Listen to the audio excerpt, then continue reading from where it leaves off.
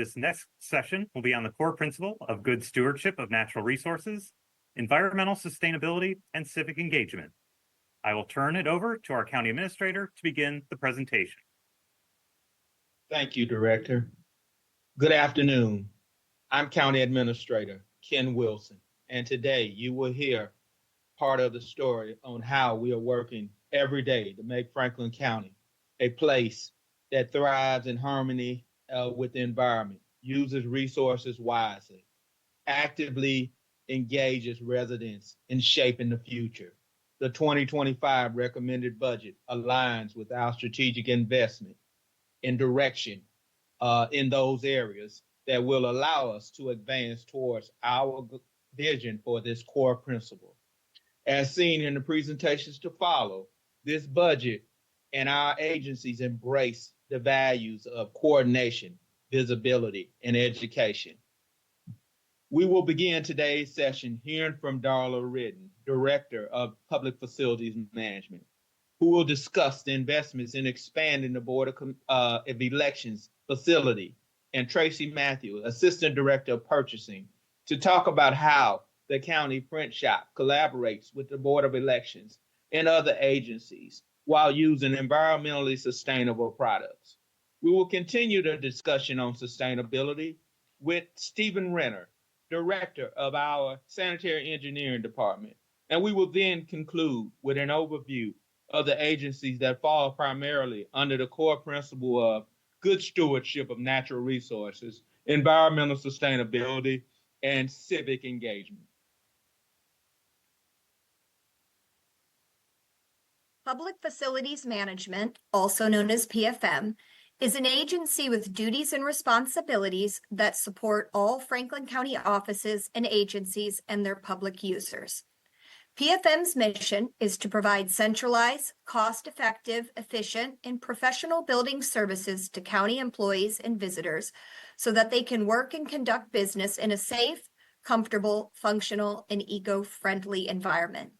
With respect to the Board of Commissioners' core principle of environmental stewardship and civic engagement, a key project in 2024 for PFM was the facility expansion and renovation for the Franklin County Board of Elections, where the Early Vote Center is located.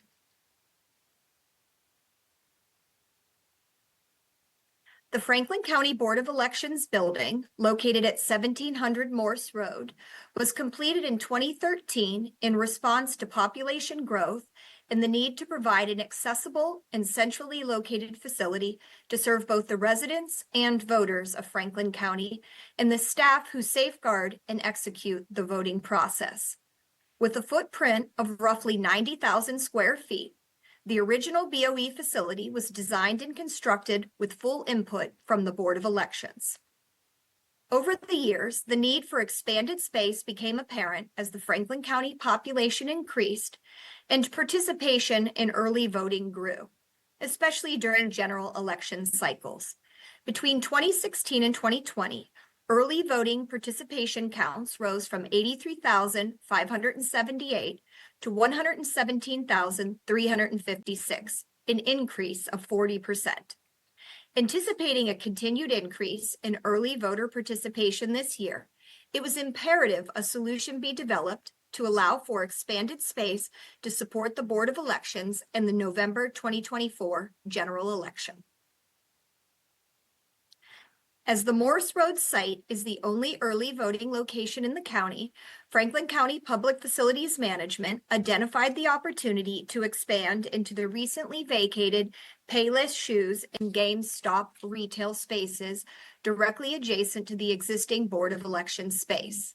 In March 2024, the project team met on site to evaluate the proposed spaces and develop a program to address the needs of the Board of Elections, including how to strategically accelerate the construction schedule to deliver the finished spaces no later than September 4th to allow for election preparation activities. The project team created an expansion program, adding 6,056 square feet to the early voting space and 3,090 square feet of new operation space to be used for staging, preparation, and maintenance of the poll books. The new construction included drywall, paint, flooring, ceiling with sound attenuation panels in the early voting spaces, lighting, access controls, security cameras, building automation, and security film on the storefront. As part of environmental stewardship on this project, 4 EV chargers were installed for use by the public and to support county fleet vehicles. Through a collaborative team effort, the certificate of occupancy for the new space was issued on August 30th, 2024, 4 days ahead of schedule. To validate the need for the new spaces, the 2024 general election early voting counts increased again by 8%, which was accommodated using the newly constructed spaces.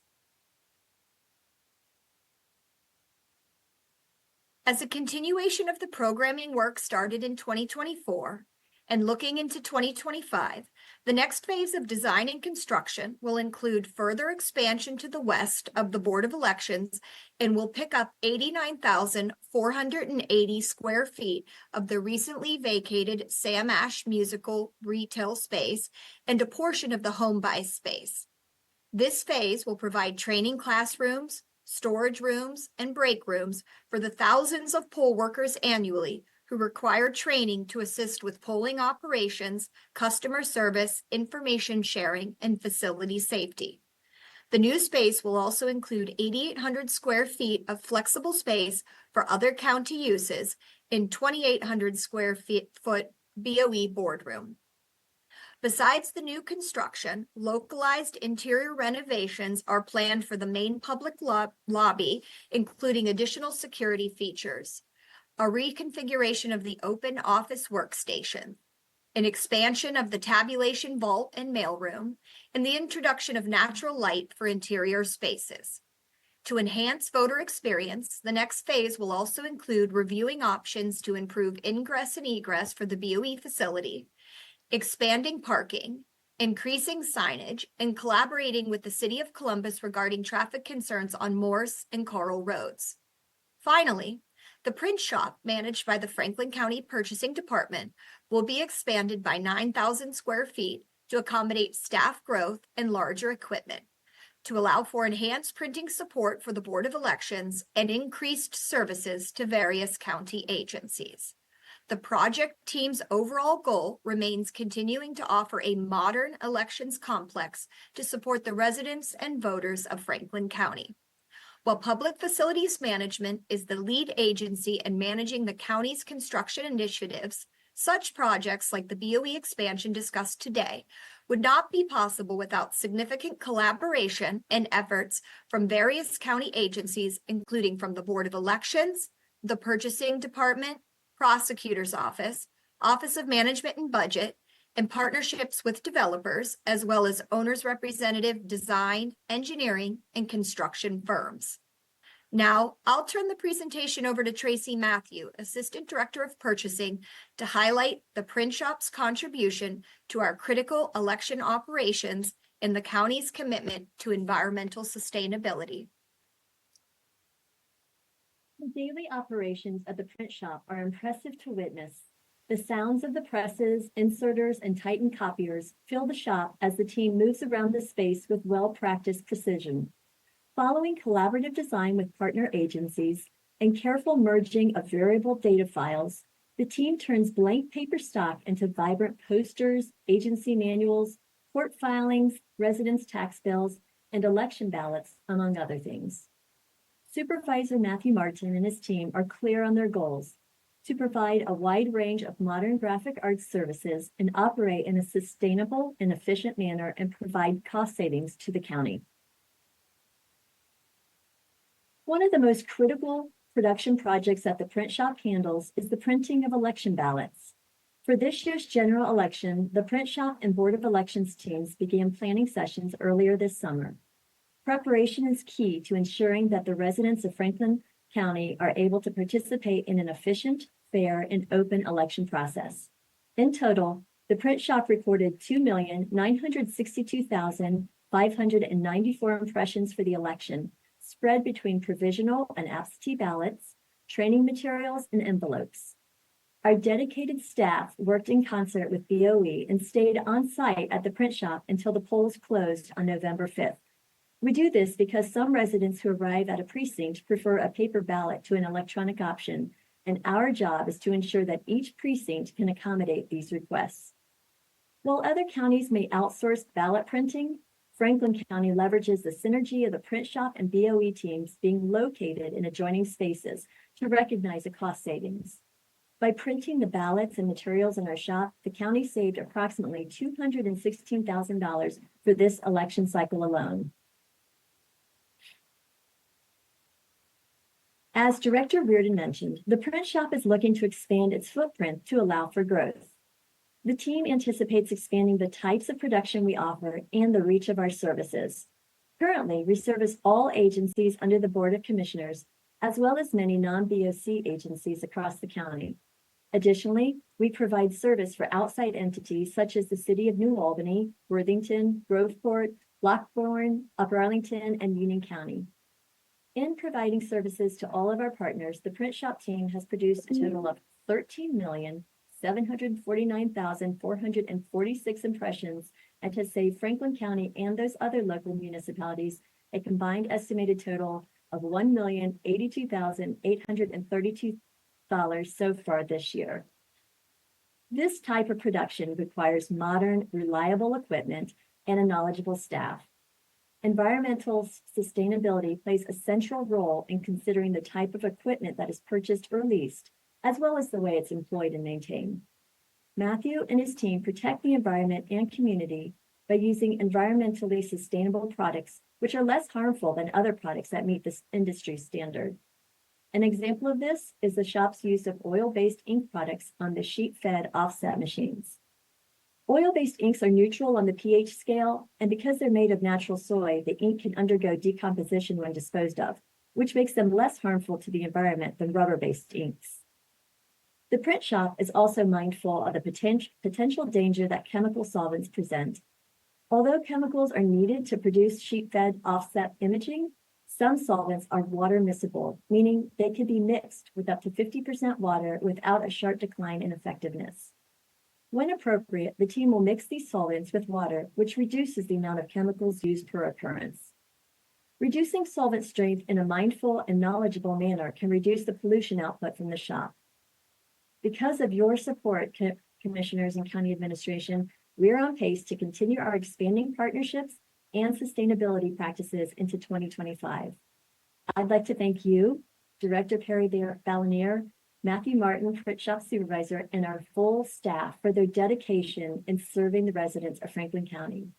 Lastly, Commissioners, to experience a sense of what happens at the print shop yourself, I'd like to invite you to stop by for a tour.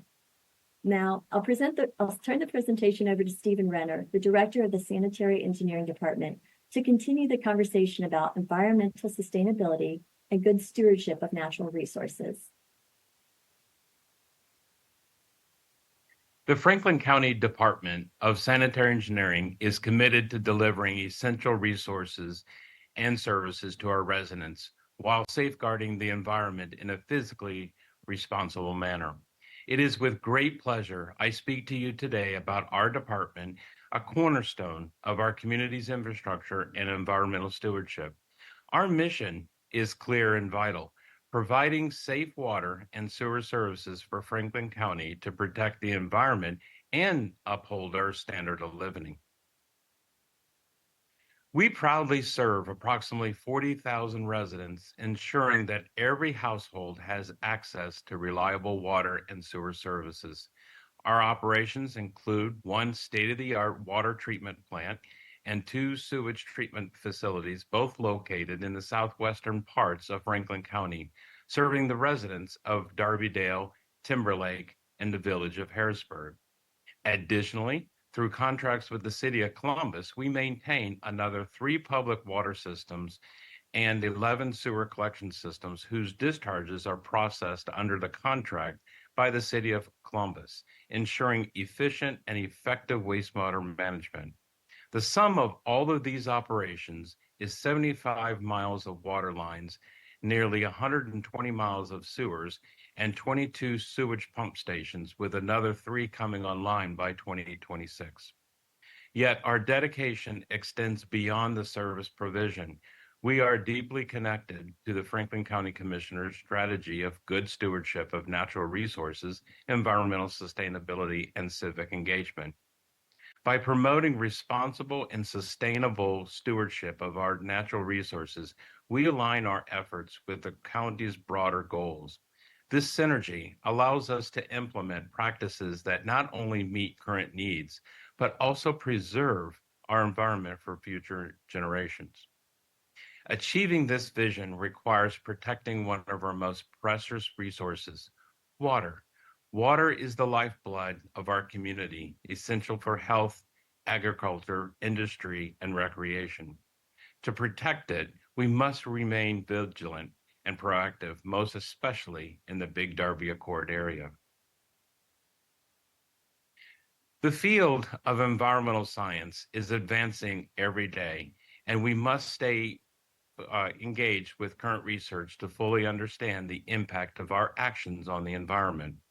This commitment to continuous improvement and education ensures that our policies and practices are both effective and innovative.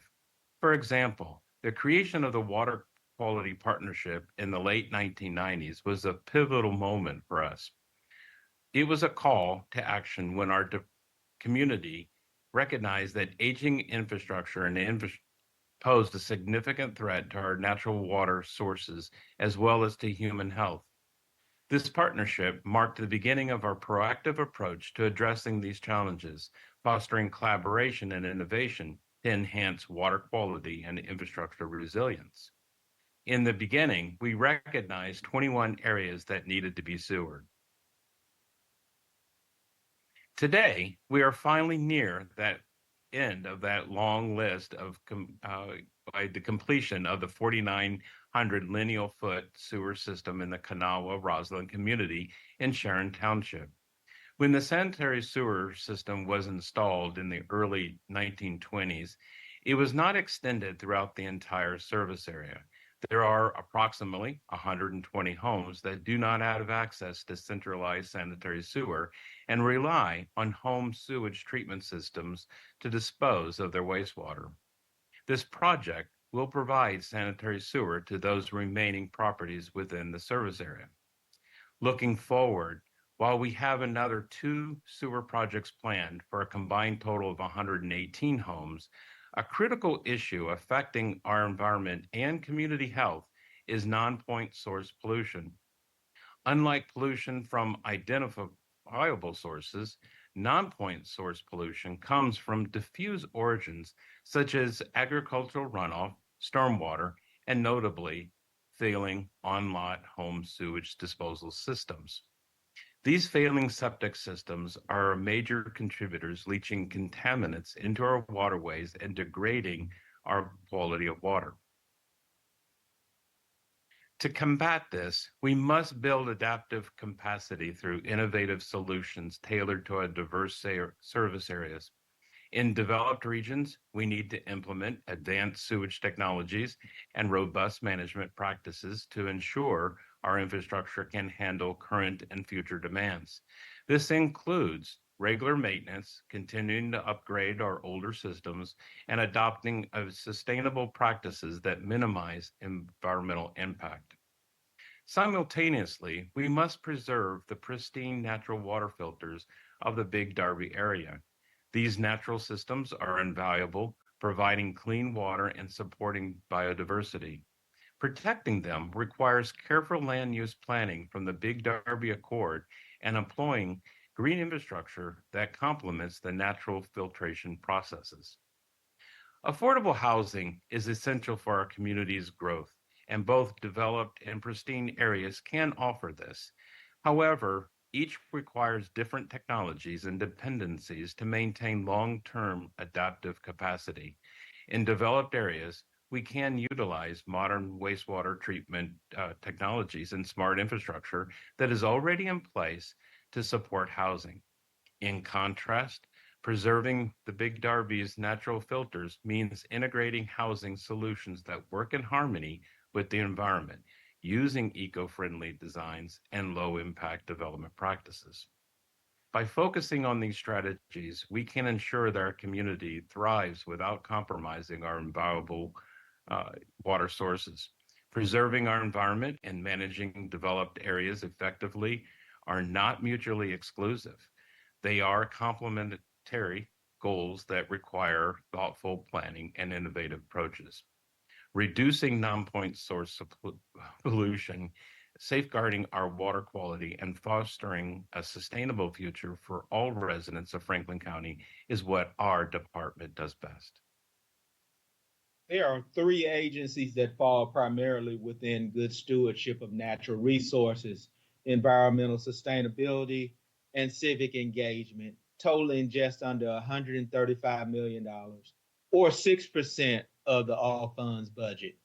The 2025 recommended budget for the Board of Elections is $15 million, which is 8% lower than last year due to fewer election-related expenditures as a result of lower voter turnout than expected during odd year elections. To ensure that all election day polling locations are fully staffed, the Board of Elections will train and assign 4,500 precinct election officials across the county next year.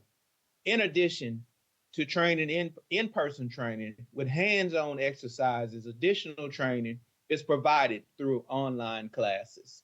The 2025 recommended budget includes $216,000 in software as a service fees associated with the replacement of electronic poll books placed in service during 2024.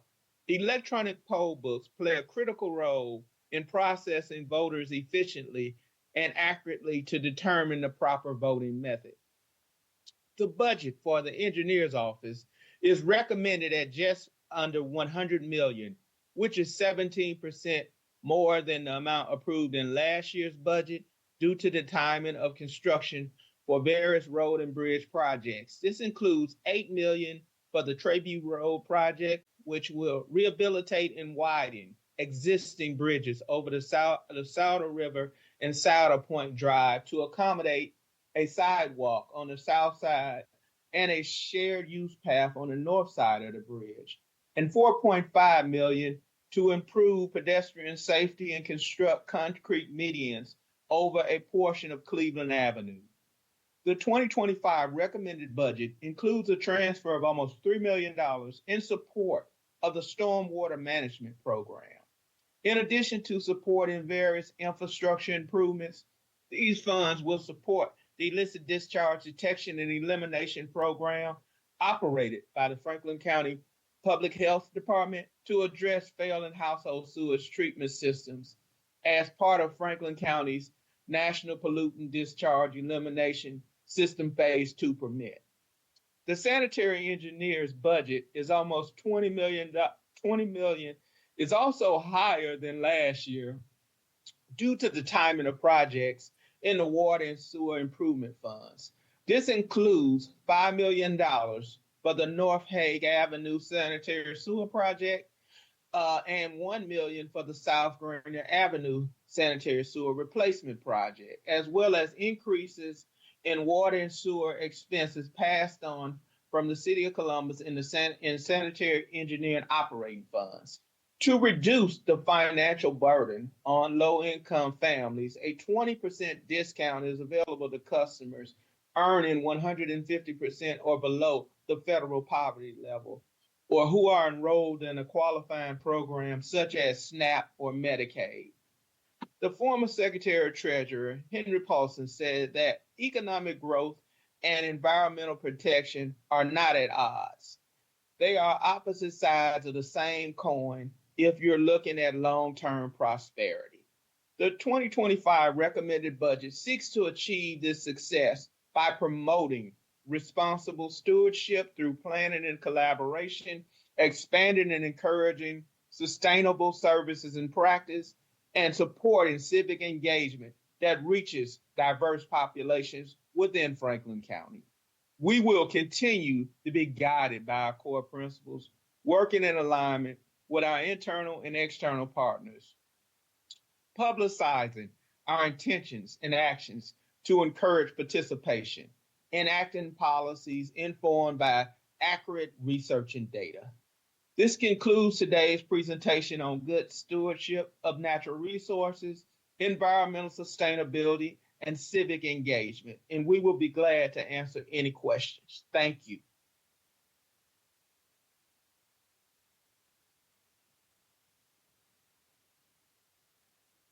Thank you, everyone, for that presentation. At this time, I'll ask the commissioners if they have any comments or questions.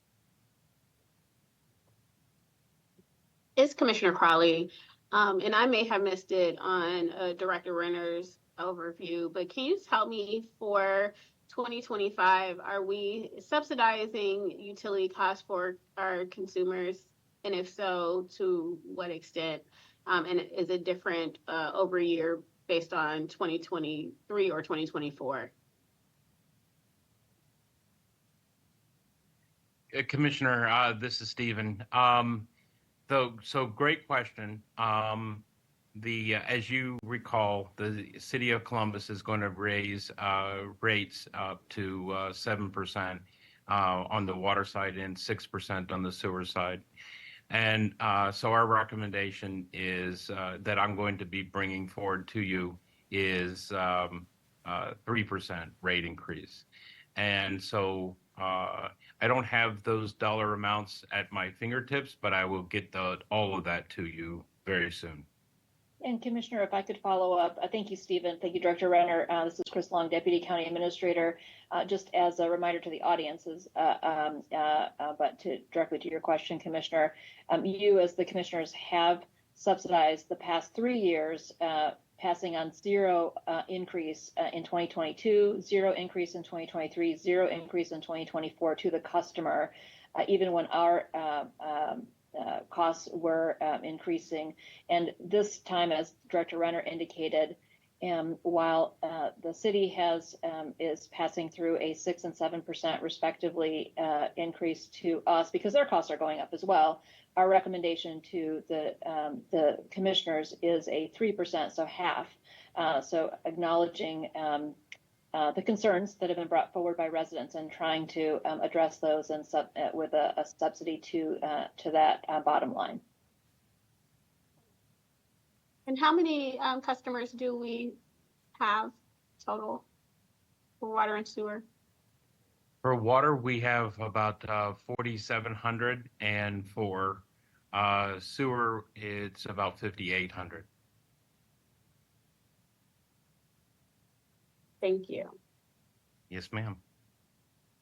And then my next question is for Director Reardon. And I was coming on in the middle of her presentation. But for the Board of Elections, was there ongoing renovation that was going to be happening, or did she talk about just the renovations that have already happened? No, Commissioner. Yes, in 2025, we will continue into the next phase of design and construction. So I can certainly share it with you in its entirety, but we're picking up about 89,500 square feet of what was formerly the Sam Ash music space in the home buys. And that will allow, in particular, training classrooms, storage rooms, break rooms for the thousands of poll workers.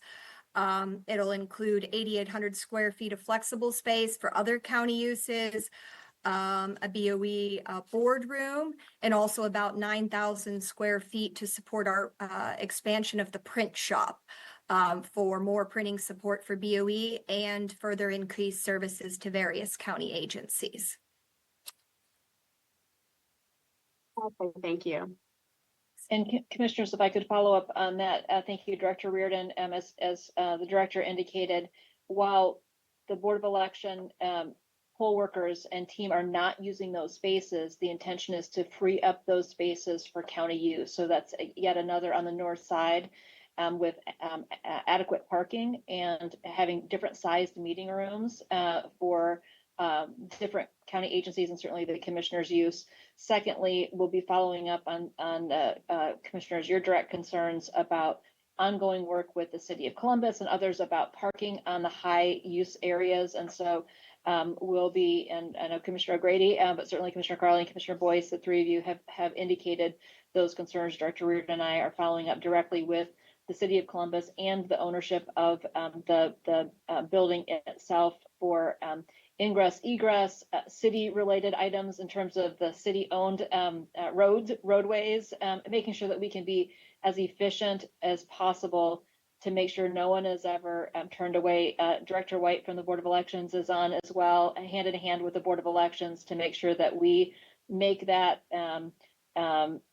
as efficient of a space as any place you find in the country in terms of how to maximize that area. And I think you all have done a really good job in acquiring more space and to be able to expand to support election services that need to be carried out, as well as being able to acquire more parking. And so how many parking spaces do we currently have, and is there a plan in 2025 to acquire more parking? I know that parking was a big problem this past election. Obviously, the traffic patterns that you just said talked about being in communication with the city of Columbus, but how many spaces do we have, and is there a goal to get more? And during DCA Long, sorry if I could jump in here on follow up on Commissioner Crowley's questions. I apologize for I've been in and out throughout these presentations, but so we do have 2025, and frankly, the majority of 2026. 2025 will have light elections, so we won't have the crowds that we've had in 2024.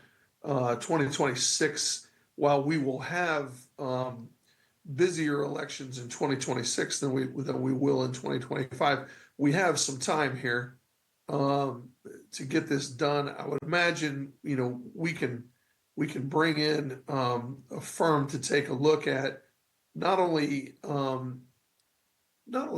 just a simple restripe of the parking lot. I think we should bring in somebody to do, and I think, and we've talked about this, and I know you're looking at this, but for the purposes of anybody that might be watching this, just an absolute redesign with an engineering firm to do a redesign of the parking lot, but not simply for the purposes of trying to fit as many cars in there as possible, but taking a serious look at the traffic pattern within the parking lot, because once cars pull into the parking lot, how the traffic flows within the parking lot. I was up there several times this fall, as I'm sure Commissioner Crowley was. I've been up there over the years many times. People pull into that parking lot up there, and they seem to think that they can drive wherever they want, whenever they want to, and that creates a real bottleneck and a real problem in that parking lot. And so I think if we have the parking lot clearly marked and egress and ingress for that parking lot, it would make the movement of the traffic flow within the parking lot up there is kind of a key and a big deal, because once you get people in there going the wrong way, it creates a big problem up there.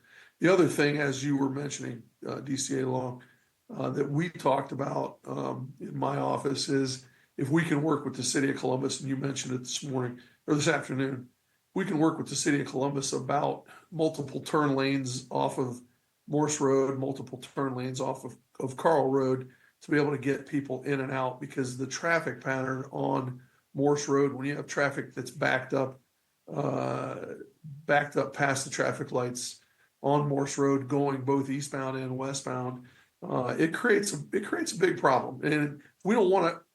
Not only do we want to make it easier for people to park up there, we want to make it easier for people to get in and out of the parking lot. We want to not have it so that people, turn away and say, "I'm not going to do this today. I'm not going to vote today." And I think that people sometimes can get frustrated when they go up there and have that experience where waiting through multiple traffic lights to try to get in and out of the early vote center. And they just say, today's not the day. And they just decide to leave and come back at a different time on that day, or come back on a different day. And I think that anything we can do to make that happen, especially now that we have all that space. And then the other thing I would say is that whatever we can do to secure more parking space up there in that lot. And I think that there are opportunities in working with the owner, that there are opportunities that we might have to secure more space up there as well. Sorry for taking up so much time. No, thank you, Commissioner Crowley, Commissioner O'Grady.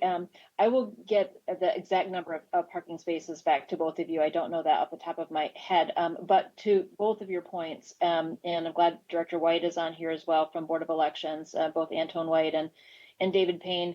Even with the challenges, this go around did a great job of getting traffic in and out and moving people along, but there are challenges, and we never want anybody to be turned away or feel like they're turned away or be waiting on Morse Road or Carr Road for extended periods of time waiting to vote. We absolutely will follow up with the city. I do know that the owner of the condominium association itself has asked for a vacation of that service road, if you know what I'm talking about, outside of the Board of Elections. If the city allows that to be vacated, then that will help in bringing someone in as well to look at how to maximize that for possible additional parking, additional ways to look at ingress, egress.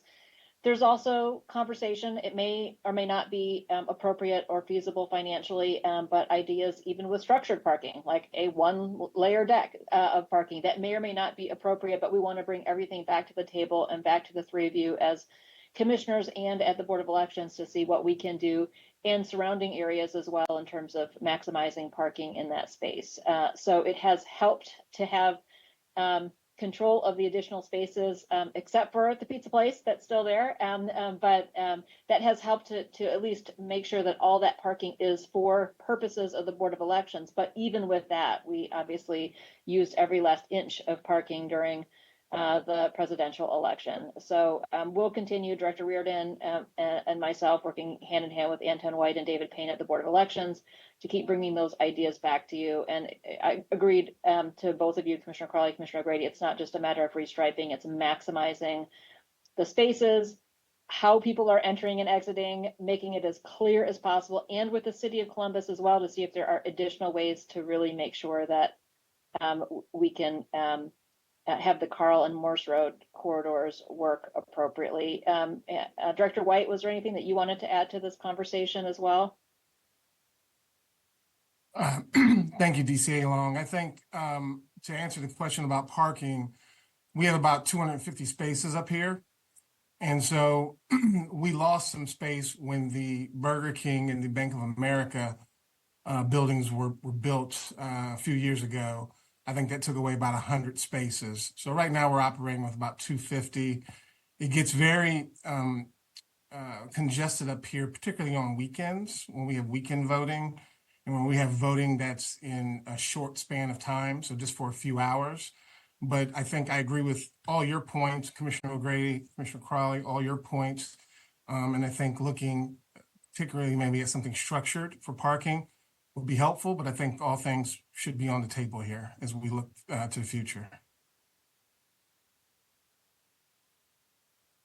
So we'll continue over the next, even the next couple of months, but certainly over the calendar year of 2025 to come back to both of you and Commissioner Boyce as well with different ideas, because we want to maximize that space. And there's an investment that the board is making, the commissioners are making into that space, and we want to make sure that it can be what you all expect it to be in terms of not just the functions inside the building, but access to it.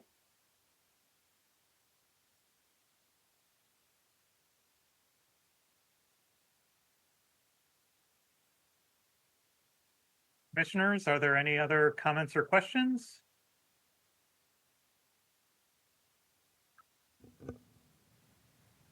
If not, I'll check with the clerk's office if there are any public comments. Thank you, requests? Director. Hearing and seeing none online. Or All right. in room. Well, thank you, Michael. And if there are no other comments or questions, then that will conclude today's presentation on the core principle of good stewardship of natural resources, environmental sustainability, and civic engagement. Commissioners, we will next hear the presentation on the core principle of job creation, strategic economic development, and fiscal security, though we will need a couple of minutes to get everything set up. So we'll be back on at 2:50. Thank you very much.